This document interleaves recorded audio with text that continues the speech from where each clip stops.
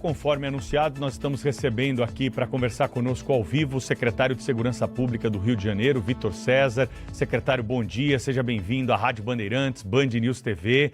O Jornal Gente está aqui para discutir as questões da segurança pública e eu gostaria que o senhor começasse falando sobre esse trabalho de retomada de território que está sendo desempenhado no Rio de Janeiro, depois da operação do fim de outubro, lá na Penha, no Morro do Alemão, e principalmente esse projeto de retirada de barricadas. Como é que está sendo feito isso aí pela polícia, pelas polícias do Rio de Janeiro? Qual que é, até o momento, o saldo dessa operação? Bom dia para o senhor mais uma vez.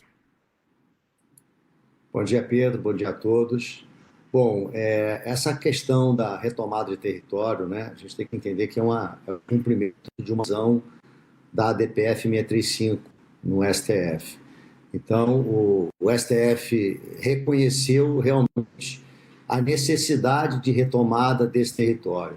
Aquela discussão que havia em relação ao estado de coisas inconstitucionais que havia no Rio de Janeiro, e segundo o partido que propôs a DPF, imputava essa responsabilidade às forças policiais, o STF reconheceu que, na realidade, são as organizações criminosas que subjugam as pessoas dentro dessas comunidades. Então, é um projeto bastante estruturado. Nós montamos um grupo de trabalho na Secretaria, onde existem 5 eixos. O primeiro deles é Segurança Pública e Justiça, Desenvolvimento Social, Desenvolvimento Econômico, Infraestrutura e Urbanismo, e o último eixo, que é Governança e Sustentabilidade. Eu encaro que esse último é um dos mais importantes, porque ele vai dar longevidade a esse projeto, né? E aí a participação do município, do Estado e da União, e principalmente participação da comunidade. Está fazendo algo diferente em relação a essa retomada de território. Ao invés do Estado desenvolver projetos que ele acha que a comunidade precisa, nós estamos ouvindo essas comunidades para saber qual a necessidade real deles no que diz respeito a todos os serviços que o Estado pode proporcionar. E o Estado, quando eu falo, o Estado lá do censo, município, Estado e União. Então, a gente acredita que esse seja um projeto que vai fazer a diferença na vida de todas as pessoas que moram nessas comunidades que subjugadas ao crime organizado. Secretário, só antes do Cláudio perguntar, quantas barricadas já foram retiradas? Tem um volume para as pessoas terem uma noção de quantos obstáculos foram colocados pelo crime organizado para que a polícia não chegasse em alguns territórios no Rio de Janeiro? Pedro, são centenas de barricadas retiradas todos os dias. Para você ter uma ideia, o peso dessas barricadas hoje equivale a Cristo Redentores. Então, é coisa absurda, é um processo que ele não é de agora, né? Tem algum tempo, e a barricada é o primeiro sinal de territorialidade, onde da barricada para dentro, o que predomina é a lei do crime, a lei do crime organizado, onde eles cerceiam o direito de vida das pessoas, existem leis próprias, tribunais próprios, execuções próprias, então isso o Estado não pode admitir. Então, a retirada dessas barricadas, por mais que muita gente possa dizer que é um enxugar, porque elas voltam no dia seguinte, e no dia seguinte a polícia volta lá e retira, mas em alguns lugares, por exemplo, as barricadas não estão voltando mais. É um sinal de que o Estado está avançando. E as prefeituras que têm ajudado nesse processo, isso conseguiu com que tivesse condição de retirada. Antes era feito só pela Polícia Militar. Hoje, as prefeituras estão ajudando, fornecendo kits e mão de obra para a retirada desse material e, obviamente, deixar essas vias livres para a população e a chegada dos serviços essenciais. Secretário, bom dia, bem-vindo aqui ao nosso programa. Eu queria saber o seguinte, o governo federal participa desse esforço? Porque os especialistas costumam dizer que para a retomada desses territórios que foram capturados pelo crime organizado, seria importante a presença de forças federais, do Exército sobretudo. Mas, enfim, a parte essa consideração, o governo tem ajudado nessa questão da retomada do território. E um comentário também que eu gostaria que o senhor fizesse sobre uma declaração recente do ministro de Justiça e, valha-nos Deus, Segurança Pública, dizendo que os estados não fazem nada para combater o crime. E isso vindo de um ministro que não lamentou, tanto quanto o presidente da República, a morte recente de policiais que tombaram naquela mega operação exatamente em defesa da sociedade. Queria que o senhor comentasse sobre isso, sobre a participação do governo federal nesse esforço de retomada de territórios e também sobre o comentário seu sobre essa declaração do ministro na CPI do crime organizado. Bom dia, Cláudio. Olha, nesse início da retirada de barricadas, não há participação do governo federal, tá? Mas o governo tem uma interlocução direta, principalmente a Secretaria de Segurança Pública, com a Senasp, né? Está lá o secretário nacional, que é o doutor Sarrubo, o doutor Rodney, que cuida da parte operacional. Então, a gente tem mantido uma interlocução muito boa. Essa área técnica, nós vemos dificuldade. Claro que há previsão no plano estratégico de retomada de território para cumprimento da DPF 635, a previsão assim determina a decisão. Então, o governo federal vai ter que participar, inclusive com financiamento. A decisão é bem clara nesse sentido. Então, essa interlocução está sendo feita. Nesse primeiro momento, na Operação Barricada Zero, o governo federal não tem participado. Mas, no que diz respeito ao plano estratégico para a retomada do território, há previsibilidade sim, e, obviamente, vai chegar o momento da execução desse plano estratégico, que seria o plano tático operacional, e aí sim o governo federal pode, por exemplo, o PRF, a PF, a própria Forças Armadas, se for o caso. Então, isso tudo está previsto. Em relação à declaração do ministro, é lamentável, e eu acho que essa é uma discussão que vem sendo tratada, essa dificuldade de interlocução com o ministro, a gente vê em relação no CONSESP, que é o Conselho Nacional do Secretário de Segurança. Por quê? Porque há essa necessidade de repente, uma criação de um Ministério da Segurança Pública, ou seja, separar a segurança pública do Ministério da Justiça. Isso é necessidade. A gente entende que o governo federal começa a para isso, né? Porque realmente uma desconexão do que o governo, do que o ministro falou, com a realidade do Rio de Janeiro. Não faz nada, quando a gente vê que o crime organizado, principalmente duas organizações criminosas como o Comando e o PCC em São Paulo, avançando pelo Brasil afora. Ou seja, há necessidade, sim, de uma coordenação nacional. Então, é lamentável que o ministro dê uma declaração dessa, a meu ver, ou está desconectado ou desconhece o que os estados realizam no que diz respeito à segurança. Secretário de Segurança Pública do Rio de Janeiro, Vitor César, está ao vivo aqui no Jornal Gente. Secretário, logo depois daquela mega operação policial no Alemão e na Penha, o chamado projeto antifacção ganhou força. Foi aprovado na Câmara, foi aprovado no Senado, com modificações, voltou para a Câmara e aí, nessa semana, os líderes partidários resolveram deixar essa votação final para o ano que vem. 2026, ano eleitoral, a gente não sabe exatamente que tipo de prioridade esse projeto vai ter na pauta da Câmara dos Deputados. Queria ouvi-lo a respeito disso. Primeiro, o senhor confia que esse projeto será votado e aprovado no começo do ano que vem? E o senhor gostou da redação final que saiu do Senado Federal? Bom dia, Thaís. Bom dia. Essa é uma questão bastante complicada, né? Porque começa com a iniciativa do governo e isso já no início foram críticas, porque na realidade o governo não ouviu os estados. O governo federal não pode tratar de uma questão tão sensível como segurança pública de forma unânime ou uniforme, quando a gente sabe que os 27 estados possuem realidade completamente diferente uma da outra. Exemplo disso é a questão da organização criminosa privilegiada, que é um absurdo. Se você tem uma legislativa que visa endurecer, não pode o governo vir com uma proposta de reduzir pena de 1 a 8 meses para quem participa de uma organização criminosa. Então a gente começa a entender que essa proposta não foi sequer submetida aos estados. E o CONSESP, que é o Conselho Nacional do Secretário de Segurança, tem sido muito duro nessa questão, porque simplesmente o governo tentou fazer uma modificação na lei de organizações criminosas. Já o relator, que é o deputado federal Derrite, né, ele pôs uma questão diferente, é um diploma autônomo, dando mais e autonomia aos estados. Então, aumentando, inclusive, as penas. O governo, por exemplo, previa a pena máxima de 15 anos, podendo chegar de 12 a 40 quando houver liderança. Na proposta do Derrite, 20 a 40, se for liderança de 30 a 66 anos.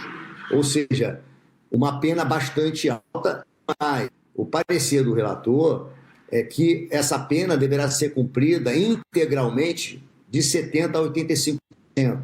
Ou seja, torna realmente mais efetiva essa ação, endurecendo para aqueles que comandam essas organizações criminosas. Então, por aí a gente vê essa dificuldade de interlocução do governo com os estados. Então, é um problema que aflige hoje não só o Brasil. Essas duas organizações criminosas, como a gente falou aqui, o Comando Vermelho e o PCC, já são transnacionais e o governo federal continua tratando como se fosse um crime comum ou pelo menos no que foi de respeito à proposta, abrandando penas de quem comanda organizações criminosas tão lesivas ao país. O senhor acha que isso vai ter prioridade agora, no começo do ano, na Câmara dos Deputados, para que o projeto entre em vigor, secretário? Eu acredito que sim, até porque, Thaís, segurança pública é um tema que vai, com certeza, movimentar muito a questão das eleições do ano que vem. É uma pauta que é interessante para os políticos, é interessante para as forças públicas e, principalmente, é o assunto número 1 da população do Brasil. Secretário Vitor César, de Segurança Pública do Rio de Janeiro, a população brasileira ficou absolutamente sensibilizada com as manifestações que aconteceram em favor do delegado Bernardo Leal, que foi baleado na perna na operação que aconteceu no Rio de Janeiro. Teve a perna amputada porque tomou um tiro durante o confronto com criminosos lá na região da Penha, do Morro do Alemão. Quais foram as providências tomadas pela Polícia do Rio de Janeiro, pela Secretaria de Segurança Pública, pelo governo em relação a isso? E o senhor acredita que o Brasil precisa refletir melhor? Outro dia a gente conversava na Rádio Bandeirantes sobre o assunto, os ouvintes lembravam, né, aqueles que já tiveram oportunidade de visitar outros países como os Estados Unidos. Lá, o militar que serviu, ele tem um outro tipo de tratamento pela própria população, nos estabelecimentos comerciais, ele tem preferência, ele tem esse valor agregado às suas andanças porque contribuiu de alguma forma para a segurança pública, que é a principal missão do Estado. Queria que o senhor trouxesse algumas considerações e contasse qual é o desfecho, o desdobramento desse caso, o que vai acontecer com esse delegado daqui para frente. Bom, Pedro, primeiro que existem programas de acolhimento de policiais, porque não é só a questão, e é muito grave, né? Um policial jovem, um delegado muito atuante, perder a sua perna. Mas o pós-trauma, ele é tão danoso quanto aquele momento que o policial viveu ali, né, durante aquele confronto, onde ele trabalha a perda do ente querido pela família. Então, tudo isso hoje é tratado com muita cautela e com muita dedicação, não só pela Secretaria de Segurança Pública, mas também pelas secretarias da Polícia Militar e da Polícia Civil. Por quê? Pós-trauma, o policial precisa e necessita desse acompanhamento, seja um acompanhamento médico, mas também psicológico. Então, nós tratamos os policiais no Rio de Janeiro como verdadeiros heróis. E é essa concepção que a gente tem que ter. São heróis. O policial, a função de policial é a única que você faz um compromisso de doar a sua liberdade e a sua vida para salvar a vida de um estranho. Os valores resgatados no Brasil. Qualquer lugar do mundo, Pedro, isso é reconhecido. Eu já estive em viagem ao exterior e fui fazer compra numa loja E o vendedor, quando identificou que eu era policial, me deu um desconto de 10%. Olha só. Eu sou um policial do Brasil. Então, assim, esse valor que lá fora dão ao policial, isso é muito sério. Não é só a questão, não estou aqui puxando a sardinha para da segurança pública, mas o professor, o médico, são profissões nobres. E a gente tem que dar o valor. Uma operação como foi a do Complexo da Penha era um ambiente muito hostil. Eu já estive lá há mais de 20 anos atrás para prender o Claudino, que torturou e matou o Tim Lopes. O 20 anos já era muito ruim. Hoje está muito pior. Então, o que as forças policiais do Rio de Janeiro encontram não existe para nenhum outro estado, Pedro. Já chegamos a mais de 1.000 fuzis. Isso não existe. O Rio de Janeiro é um estado pequeno. Nós temos 0,51% da população do metro quadrado do Brasil, do espaço do Brasil. Só que nós temos 8% da população. Ou seja, a densidade demográfica no Rio de Janeiro é enorme. Nós temos 1/4 da população morando em favela. Então, essas comunidades subjugadas ao crime organizado, isso tem que parar. Agora, o Estado não é só. E as forças policiais é que acabam fazendo o maior sacrifício de garantir a integridade física das pessoas que moram nessas comunidades. A proximidade dessas comunidades com as áreas urbanas organizadas é muito pequena, é muito próximo. A gente vê São Conrado, por exemplo, o IPTU mais caro do Rio de Janeiro, e temos a Rocinha com mais de 80 mil habitantes. Então, é verdade que o Estado, quando eu digo município, Estado e União, tem que olhar de forma diferente. Então, essa densidade demográfica, a quantidade de favelas que existe no Rio de Janeiro, isso tem que ter um basta. Então, esses projetos de retomada, a revisão desses valores, né, valorizando o profissional, isso é fundamental. Porque quando a gente valoriza o profissional de segurança pública, ele se sente empoderado, ele acaba cultivando esse sentimento de pertencimento à instituição e maior desejo de cumprimento da sua missão. Secretário, que tipo de balanço é possível fazer agora, passado já algum tempo, né, daquela mega operação, né? O que a gente viu é que, ainda bem, enfim, os bandidos foram derrotados, muitos deles mortos. Uma pena que foi muito triste que policiais também tenham tombado, mas também muitos foram presos, né? Cerca de uma centena deles, eu não me lembro mais o número correto. Destes que foram presos, eu gostaria de saber do secretário quantos já estão soltos, quantos foram soltos imediatamente em audiências de custódia, quantos foram soltos por medidas, enfim, dessas medidas de soltura que, em geral, beneficiam esses criminosos, e também como é que está a realidade na comunidade neste momento, naquela comunidade específica da Penha e do Alemão. Bom, Cláudio, a gente tem que contextualizar o seguinte: o Complexo da Penha e do Alemão são 2 Copacabanas de desordem urbana. São 280 mil pessoas morando naquela região inteira. Então, assim, é um desafio muito grande das forças policiais de retomar aquele território e trazer paz e tranquilidade para aquela população. A gente tem que entender que projetos que visam dar efetividade são projetos de médio e longo prazo. Ocupação, a gente já viu que não dá certo. Projeto UPP, a gente viu que deu errado, e é uma questão muito simples. Lá atrás, quando se pensou uma ocupação dessas áreas, pensaram tão somente na parte tática operacional e não estratégica. Hoje, tem 1.900 comunidades no Rio de Janeiro. O efetivo todo da Polícia Civil e Militar, juntando as duas, são 53 mil policiais. Se juntar todo o efetivo, colocarmos exclusivamente dentro de comunidade, num plantão, né, de 24 por 72, nós teríamos 7 policiais por comunidade. Isso não resolve o problema. Ou seja, não é questão de ocupação. Ocupação não dá para ter resultado. O que a gente entendeu nessa operação, e as forças policiais também entenderam, é que o monopólio da força é do Estado. Não vai haver local no Rio de Janeiro onde as forças não poderão entrar. Esse Complexo da Penha e do Alemão é o verdadeiro QG do Comando Vermelho. E era intransponível. nós mostramos que somos capazes, sim, de operar lá e com responsabilidade e segurança. Segurança para resguardar a vida de pessoas inocentes que moram nessa comunidade. Então, acho que o primeiro avanço que se teve foi exatamente isso. Mostrar para o criminoso que ele não domina aquele território. Claro que nós não temos uma bala de prata que vai resolver de uma para outra o problema de décadas daquela região.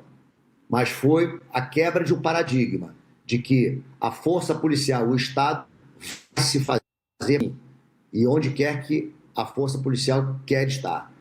Então, isso mostrou para as forças policiais, mas principalmente para os criminosos, que nós vamos continuar o trabalho. E essa operação, ela continua. Lembrando, a contenção, o objetivo principal dela não é esse tipo de operação de confronto, de dominação do território, mas sim de enfraquecer financeiramente as organizações criminosas. Essa operação já tem mais de 6 bilhões de reais bloqueados do fluxo financeiro da organização criminosa. E mostrou também a relação do Comando Vermelho com o PCC.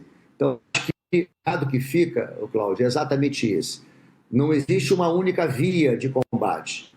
A via, como foi a operação no Complexo da Penha do Alemão, onde há necessidade de estar no terreno, e infelizmente, morte de policiais e criminosos que resolveram contar, foram neutralizados, e grande parte deles também foram presos.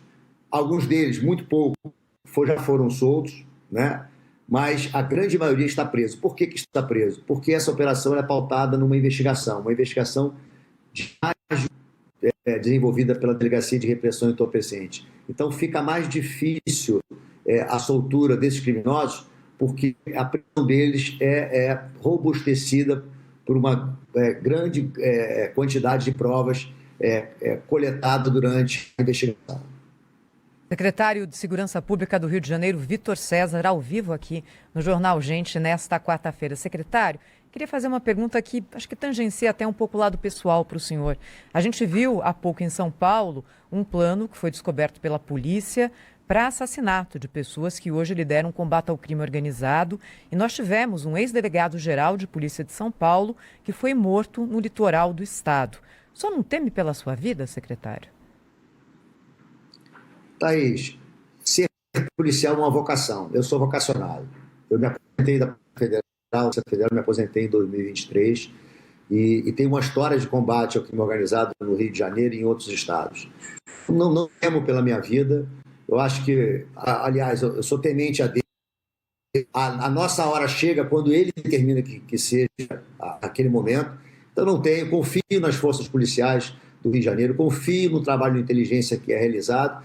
E vou ser sincero, Thaís, se houver algum risco real da minha segurança, pode ter certeza que eu vou em direção a esse risco, até para dar o exemplo de que nós não vamos arredar 1 milímetro sequer nesse combate ao crime organizado. A população do Rio de Janeiro precisa ser libertada desse crime organizado. E não é porque existe ameaça ou uma possível ameaça que a gente vai recuar. Não vai haver isso. Estamos aqui para continuar combatendo, fazendo um trabalho sério, motivando os policiais nesse combate, e é presente esse, da gente colocar a cara e assumir esse risco. Não só eu, mas também o secretário Cury e o secretário Menezes. Somos 3 secretarias unidas, e integradas no combate a esse crime organizado. O que acontece para um vai acontecer para todos. E é assim que funciona. O mal que vier na minha direção está indo, na realidade, em direção a toda a força policial do Rio de Janeiro. E a mesma com eles. O que acontecer com eles, eu pessoalmente assumo essa responsabilidade e vamos combater e continuar combatendo esse crime organizado. Secretário, para finalizar da minha parte, eu queria perguntar para o senhor sobre lideranças de facções criminosas de outros estados que foram ao Rio de Janeiro, ficaram escondidas durante a vigência da chamada ADPF das favelas, antes dessa modificação já mencionada pelo senhor. Essas lideranças continuam no Rio de Janeiro e hoje, quem são os bandidos mais procurados pela Polícia do Rio? Bom, Pedro, o que a Operação Contenção conseguiu mostrar é o que a gente vem falando há muito tempo, que o Rio de Janeiro vive um movimento anterior, né, de vinda de lideranças criminosas para o Rio de Janeiro, e o Rio de Janeiro tornou um home office da criminalidade. Dos 117 criminosos neutralizados na Operação Contenção, 60 eram de outros estados, ou seja, mais de 50% eram de outros estados. O estado do Pará liderou esse número. Eram 30 mandados de prisão, desses 30, 15 foram neutralizados e 5 foram presos. Ou seja, mostra que realmente a DPF 635 ela causou um dano muito grande ao estado do Rio de Janeiro. Eu tenho certeza que não foi a intenção da decisão da DPF causar isso, mas foi uma consequência que a gente vivenciou durante 4 anos. Hoje, isso está superado, a DPF, mas esse passivo continua. Hoje, ainda temos lideranças em outros estados, esse monitoramento ele é constante, há essa troca de informações do Rio de Janeiro com todos os estados da federação. O Conselho Nacional dos Secretários de Segurança é um caminho que a gente buscou de integração na troca de informações, na troca de inteligência e também, eventualmente, na troca operacional, ou seja, a necessidade de forças de outros estados virem ao Rio de Janeiro, cumprir seus mandados, realizar operações nas comunidades com vistas a prender esses criminosos, essas lideranças desses estados. Então, a gente viu aqui Amazonas, Pará, Ceará, Minas Gerais, Distrito Federal, Goiás, são vários estados. Ou seja, a gente entende que com o avanço do Comando Vermelho para o Brasil, hoje está em 25 estados, né? A gente enxerga que algumas lideranças desses estados vieram para o Rio de Janeiro por conta dessa dificuldade de realizar. Você imagina realizar uma operação para buscar um criminoso dentro de 2 Copacabanas de desordem urbana, né, e eles infiltrados no meio de 280 mil pessoas. Então é fácil no Rio de Janeiro, mas a luta vai continuar. Essa integração entre os estados, pelo menos no que diz respeito aos secretários, essa troca de informações ela é constante e a gente espera poder prender esses criminosos de outros estados que vêm para cá e, obviamente, aqueles lideranças no Rio de Janeiro que eventualmente forem para outros estados, eu tenho certeza que o tratamento será o mesmo. Eu não gosto de falar de inimigo número 1 ou lideranças mais procuradas no Rio de Janeiro. Todo criminoso, todo aquele que atenta contra a segurança pública do Rio de Janeiro é alvo de nossas investigações, é alvo das nossas operações. Muito bem, quero agradecer então ao secretário Vitor César, secretário de Segurança Pública do Rio de Janeiro, que conversou ao vivo conosco no Jornal Gente, transmissão simultânea pela Rádio Bandeirantes e pelo Band News TV e, claro, repercussão aí ao longo da nossa programação de todas essas declarações. Secretário, muito obrigado pela entrevista, até uma próxima oportunidade. Obrigado, Pedro.